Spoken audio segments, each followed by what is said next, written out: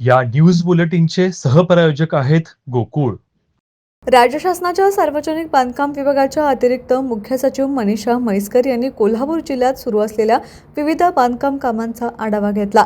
जिल्हाधिकारी कार्यालयातील राष्ट्रीय शाहू सभागृहात झालेल्या बैठकीत अंबाबाई व ज्योतिबा मंदिर विकास आराखडा, खिद्रापूर सारथी इमारत, शेंडाबार्क येथील मध्यवर्ती प्रशासकीय इमारत आदी कामांबाबत सविस्तर माहिती घेण्यात आली. यावेळी जिल्हाधिकारी अमोल येडगे, कोल्हापूर महानगरपालिका प्रशासक के. मंजुलक्ष्मी, मुख्य कार्यकारी अधिकारी कार्तिकेय एस, मुख्य अभियंता रहाणे, अधीक्षक अभियंता तुषार बुरुड, कार्यकारी अभियंता रोहित तोंदले, पुरातत्व विभागाचे विलास वाहने यांच्यासह संबंधित अधिकारी उपस्थित होते.